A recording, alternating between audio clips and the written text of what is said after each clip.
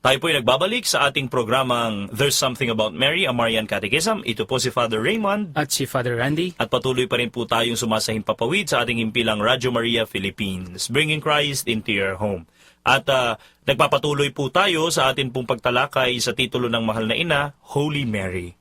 At nabigyan na po natin ng daan kung saan nanggaling ang salitang holy, paano ito nai-attach kay Mary, at meron po tayong pag-asa katulad ni Maria, na maging mga banal din naman. Sapagkat ito po ay isang biyaya, regalo ng Diyos na ibinibigay sa atin. Hindi lamang ng minsanan, kung hindi patuloy na ibinibigay. Samantalang tayo kay Kanyang pinapanday, hinahayaan naman natin ang sarili natin na tayo'y pandayin niya patungo sa kabanalan. Ngunit papaano? Ito po yung ating katanungan. Napakaganda po ng ibabahagi sa atin na definition ng holiness na basa po ni Father Randy mula sa isang dakilang banal na kanya rin naman pong sasabihin. Yes. Ayon po sa isang kilala sa panahon po natin ngayon, no, na isang santo na si San Jose Maria Escriva, ng kabanalan po, ito po ay in layman's term, no? It is but a personal and intimate union with God. Relationship natin sa Diyos. Our personal relationship with our God that makes us. So, sabi nga po kanina ni Father Raymond po, yun nabanggit niya kanina, God is holy. Isa po ang banal lamang. At lahat ng nakikipagrelasyon sa Kanya, lahat ng may anything or anyone that is related with God, nagiging banal po o pinapabanal ng Diyos. Ngayon po, tayo, na mga nilikha ng Diyos, tayo ay binibigyan din ng Diyos ng pagkakataon na maging banal din. Paano po? Sa mismong pagbubukas ng ating mga sarili sa Kanyang presensya sa ating buhay. At paano po nagkakaroon ng presensya ang Diyos sa ating buhay? Sa pamagitan po ng pakikipagrelasyon. Hindi po ba kapag ang isang tao, Father Raymond, kapag hinayaan mo siyang makapasok sa iyong isip at puso, ikaw ay pumapasok sa isang relasyon, di ba? Doon nagsisimula yung pagmamahalan, di ba, Father Raymond? Kapag siya na laging laman ng iyong isip, siya laging hinahanap ng iyong puso, nasabi nga doon sa kanta na, Hojo, kaluguranda ka, kasarada ring mata, pantunanda ka, di ba, Father Raymond? Na kahit na natutulog ka na, hinahanap mo pa yung taong minamahal mo. Ibig sabihin lamang po, pinapasok mo yung tao na yon, no? Ginusto mo na makapasok sa yung kanyang presensya, hindi lamang yung physical, no? Yung presensya niya sa yung isip at sa yung puso. So ganoon din po daw ang kabanalan, no? It consists in having that deep and intimate relationship with God. Napakaganda po nung nasabi ninyo, no, na yung pong pakikipagrelasyon at pananatili sa isa't isa ay nagbibigay ng pagkawangis, kumbaga, doon sa nakakarelasyon mo. No, kanya nga po ang mahal na ina, sa kanyang pakikipagrelasyon sa ating Panginoong Diyos, hindi lamang niya pinatuloy Talagang nasa kanya ang Diyos, naging halos katulad ni niya at kawangis ang Diyos. Kanya nga siya ay naging banal. Yung mga matanda, Father Raymond, no, sa tagal-tagal nilang pagsasama, nagiging magkamukha na, no? Kaya nga mayroon pa nga isang joke doon, Father Raymond, even kapag kumakain daw yung isang mag-asawa na ang tagal na po daw nila magkasama, na yung lolo tinitignan yung kanyang asawa, no, na kumakain. At siya hindi siya kumakain. And then nagtaka yung apo, napakalambing naman po ninyo, lolo. Sabi niya, talagang hinihintay niyo pang kumain si lola. And then sabi daw ng lolo, hindi anak, ay apo, sabi niya, kailangan ko talagang hintayin matapos na kumain ng lola mo dahil kasi pagkatapos niya kumain, hihiramin ko yung pustiso niya at ako naman ang kakain, no? Parang pinag-share na even those intimate things, no? Yung pustiso, kung tutusin, sa'yo lamang yun, no?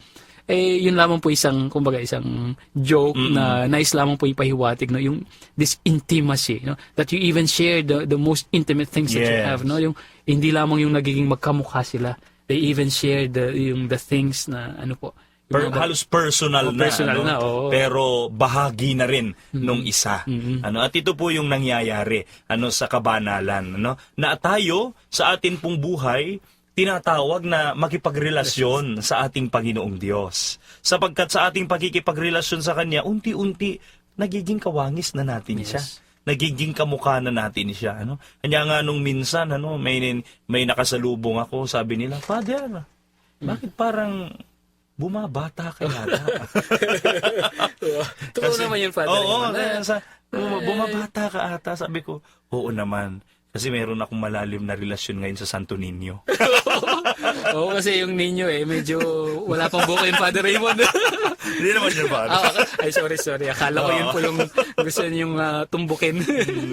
Kasi kung ano yung nakakarelasyon mo, nakakatabi mo, nakakasama mo palagi, yun na yung nagiging kamukha mo. Yun na yung nagiging kawangis mo. Ano? Kaya nga, katulad nung mga ibang mga tao, kayong magkaibigan, parang magkamukha na kayo. Magkaugali na. Magkaugali na kayo. Yung gusto niya, gusto mo na rin. And everything ay halos parehong-pareho. Parang nagiging complete copy na kayo ng bawat isa.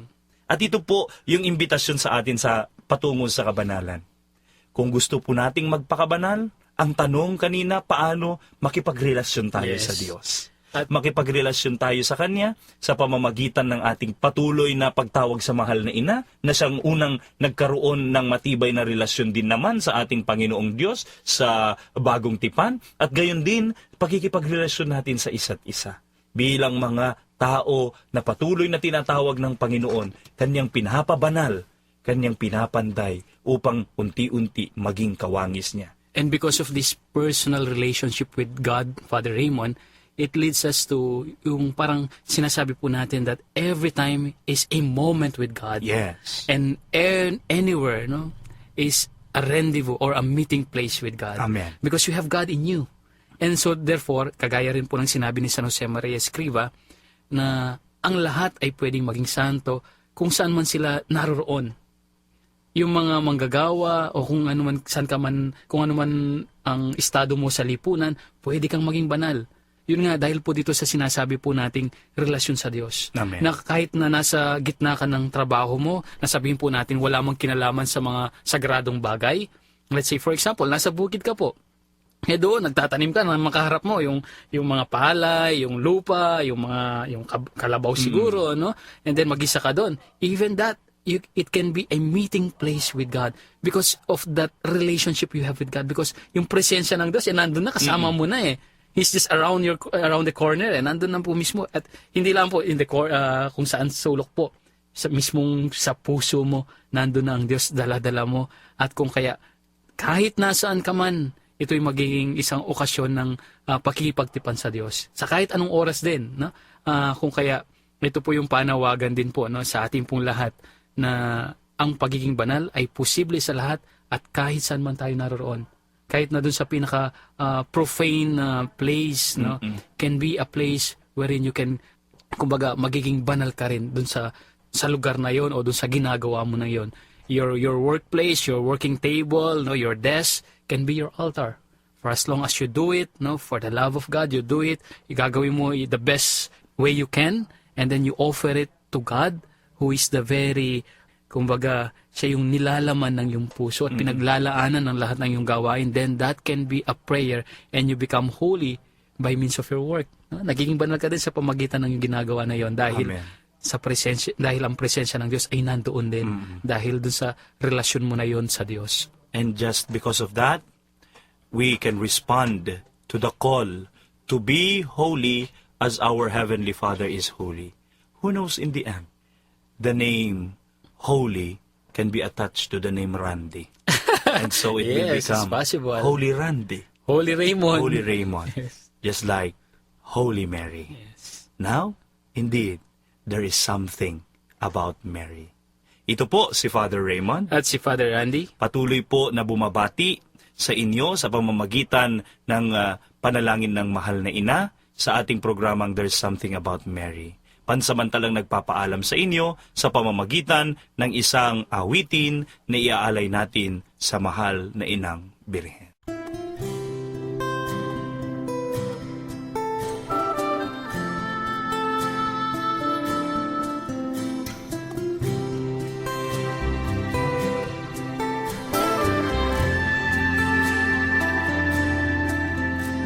Minsan ang buhay ay isang awit ng galak at mayroong liwanag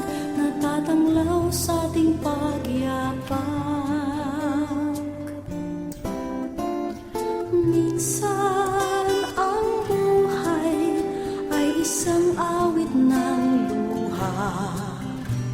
At siyang papawin nito ay ang pag-asa ng umaga. At kahit anong tindi ng unos, at kahit anong tindi ng dilim, may isang inang nagmamatiyag, nagmamahal sa atin. Awit niya'y pag-ibig ng Diyos, tawag niya'y magbalik loob, turo niya'y buhay na ang Diyos lamang sa atin nagkaloob. O inang mahal, narito kamit, awit-awit ang Ave Maria, at dalangin ng bawat pamilya'y kapayapa at pagkakaisa. Ang rosaryo mong hawak na